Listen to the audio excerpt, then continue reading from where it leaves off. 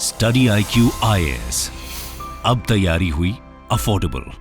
नमस्कार दोस्तों I am sure कि आज के डेट में जब भी कोई व्यक्ति नया कार लेता है, आप अपने आस पड़ोस में देखिए, दोस्तों में देखिए, आपके खुद के फैमिली में जब भी कोई नई कार ली जाती है, चाहे वो छोटी कार से बड़ी कार ही क्यों ना हो, अक्सर आजकल लोग सेफ्टी रेटिंग को देखने लग गए हैं। मतलब इन केस अगर कार के साथ कोई दुर्घटना होती है, कोई एक्सीडेंट होता है, तो उस केस में क्या वो जो गाड़ी है आपको सेफ रख पाएगी कि नहीं रख पाएगी। देखो 100% गारंटी तो किसी चीज की नहीं होती है, लेकिन काफी मायने रखता है कि जो गाड़ी की बिल्ड क्वालिटी है वो कैसी है, उसके अंदर एयरबैग्स कितने हैं, क्या वो आपको प्रोटेक्ट कर रहे हैं कि नहीं कर रहे हैं। तो ये सारी चीजें कहीं ना कहीं जो कार क्रैश टेस्टिंग होता है उसके माध्यम से पता की जाती है। और अक्सर आपने देखा होगा 5 स्टार रेटिंग कई बार गाड़ियों को मिलता है, कई बार 3 स्टार, कई बार 1 स्टार, इस तरह से दिया जाता है। तो क्या हुआ कि अभी तक भारत में खुद का अपना कोई कार क्रैश टेस्टिंग नहीं था। फाइनली अब यह हो गया है और टाटा मोटर्स की 2 गाड़ियों को यहां पर 5 स्टार रेटिंग मिला है। मतलब कि जो भारत एनकैप है उसने अपना पहला सर्टिफिकेट टाटा मोटर्स को दिया। आप देख सकते हो, these 2 Tata cars get first ever Bharat NCAP 5 star rating, safety rating. तो इसके बारे में हम डिटेल से डिस्कस करेंगे कि ये भारत का जो है वो क्या है। और मैं आपको बता दूं, दुनिया भर में अगर आप देखोगे तो भारत 5वां ऐसा देश बन गया है जिसके पास खुद का अपना क्रैश टेस्टिंग जो सर्टिफिकेट है वो यहां पर प्रोवाइड किया जाता है। काफी कुछ जानने को मिलेगा, चलिए आगे बढ़ते हैं। लेकिन उससे पहले कल से मैं आपको बता दूं 22 दिसंबर से फाइनली हमारा जो GS फाउंडेशन बैच है, जिसके अंदर UPSC से रिलेटेड जितनी भी तैयारी होती है, मतलब मैं कह रहा हूं प्रीलिम्स, मेंस, इंटरव्यू, ये सारी तैयारी, इसके साथ साथ टेस्ट सीरीज, पर्सनल मेंटर आपको दिया जाएगा, सब कुछ आपको मिलेगा। बस हमारे वेबसाइट ऐप पर जाइए, कमेंट सेक्शन में भी इसका लिंक दिया हुआ है, वहां पर आप यूज करिएगा कोड अंकित लाइव, ताकि आपको मैक्सिमम डिस्काउंट मिल जाए और आप इन बैचेस में एनरोल करा सकें। और मान लीजिए अगर आप प्रीलिम्स की तैयारी कर रहे हैं, मतलब 2024 का प्रीलिम्स देने वाले हैं, उसके लिए अलग से SIP वाला बैच ये आपका स्टार्ट हो चुका है, तो वो आप ले सकते हैं। और इसके अलावा CSIR वाला हो गया, IB हो गया, जो आपको लेना है, you just have to use this code. और इसके अलावा अगर आप MCQs अटेम्प्ट करना चाहते हैं तो मेरे इंस्टा पेज पर भी जा सकते हैं, वहां पर स्टोरीज में जितने भी MCQs हैं उसको आप अटेम्प्ट कर पाएंगे। चलिए शुरुआत करते हैं और सबसे पहले ये देखते हैं कि एग्जैक्टली हुआ क्या है। देखो टाटा मोटर्स की 2 गाड़ियां, और मैं कहूंगा कि टाटा मोटर्स की one of the most important car जो कि उसके ब्रांड को रिप्रेजेंट करता है, एक आपने देखा होगा जो नई सफारी है, और साथ ही साथ जो प्रीमियम SUV है हैरियर, टाटा हैरियर। इन दोनों गाड़ियों को 5 स्टार रेटिंग दिया गया है एज पर भारत एनकैप। और एनकैप का फुल फॉर्म क्या है, ध्यान से देखिएगा, न्यू कार असेसमेंट प्रोग्राम। मतलब कि गाड़ी कितना सेफ है उसको असेस करना, ये पूरा प्रोग्राम है, इसीलिए इसको बोला जा रहा है भारत एनकैप। क्योंकि अभी तक जो गाड़ियों की टेस्टिंग होती थी, अक्सर आपने देखा होगा, उसको हम ग्लोबल एनकैप कहते थे, और वहां से टेस्टिंग कराई जाती थी। फॉरेन कंट्री में जाता था गाड़ी और वहां पर उसकी टेस्टिंग होती थी। लेकिन अब वो करने की जरूरत नहीं पड़ेगी। अब लोगों का भरोसा कहीं ना कहीं भारत के ऊपर रहेगा, और भारत में जो गाड़ियां बन रही है उसकी टेस्टिंग यहीं पर होनी चाहिए। और आप देख सकते हैं नितिन गडकरी जी कल यहां पर जो टाटा मोटर्स के ऑफिशियल्स हैं उनको ये जो सर्टिफिकेट है वो प्रोवाइड कर रहे थे। और साथ ही साथ उन्होंने ये भी कहा, congratulations to Tata motors for the historic achievement. और हिस्टोरिक क्यों है?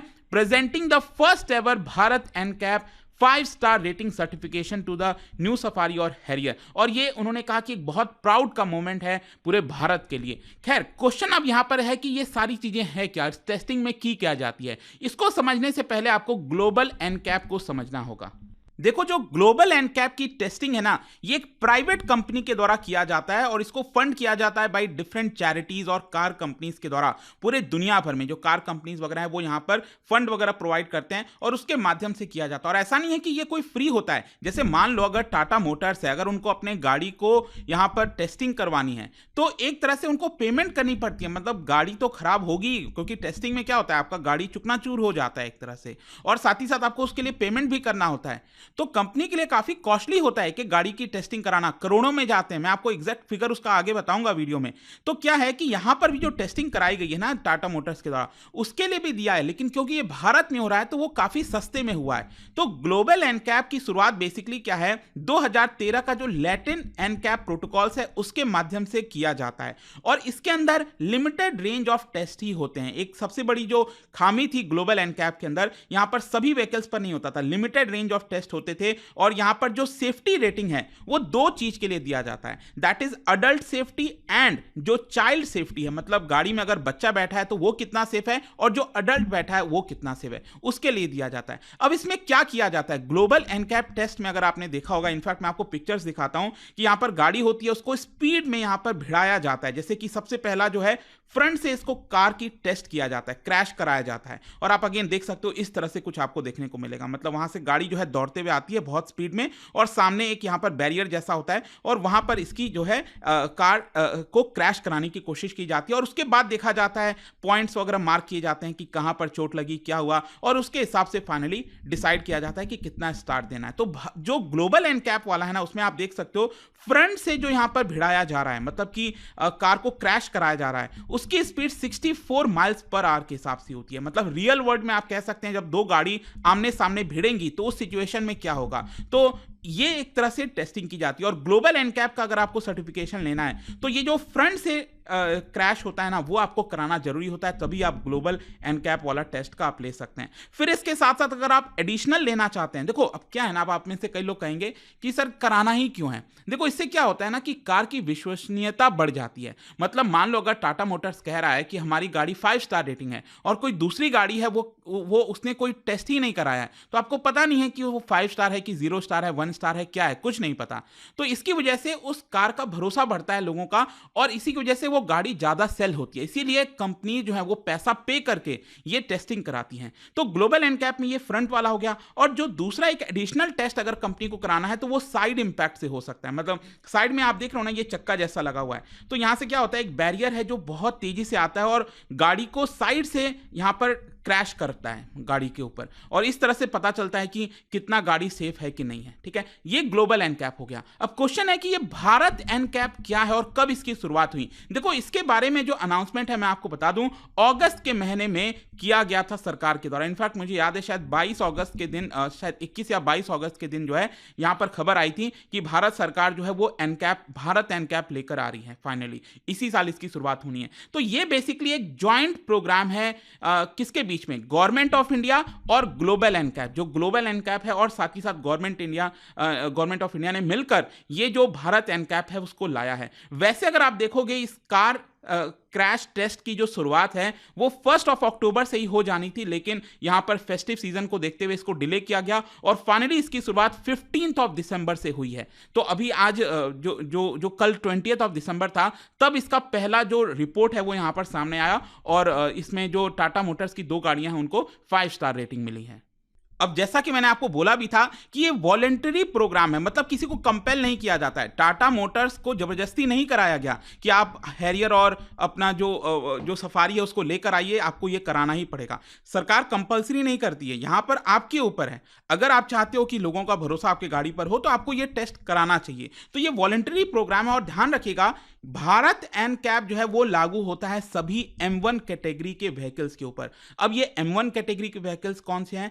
देखो वो व्हीकल हैं जिनका एक तो वेट जो है, जो वजन है वो 3500 kg से कम होता है। ठीक है, अब इसके अंदर पैसेंजर्स कितने आते हैं? M1 कैटेगरी के अंदर अगर आप देखोगे तो मैक्सिमम जो बैठने का सीटिंग कैपेसिटी है वो 8 लोगों का है, मतलब इंक्लूडिंग ड्राइवर सीट। मतलब कि छोटे गाड़ी से लेकर आप कह सकते हैं जो SUVs होती हैं जिसमें 8 लोग अट सकते हैं, तो वो वाले जो व्हीकल्स होते हैं उनकी टेस्टिंग भारत एनकैप के माध्यम से कराई जा सकती है।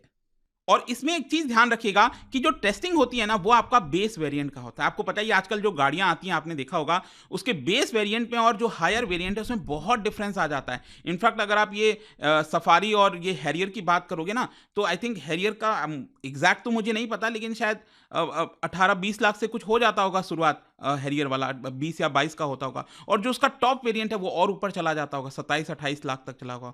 तो टॉप और बेस वेरिएंट में काफी फर्क पड़ता है। तो ये जो टेस्टिंग की जाती है वो आपको बेस वेरिएंट में की जाती है, ये भी आपको पता होना चाहिए।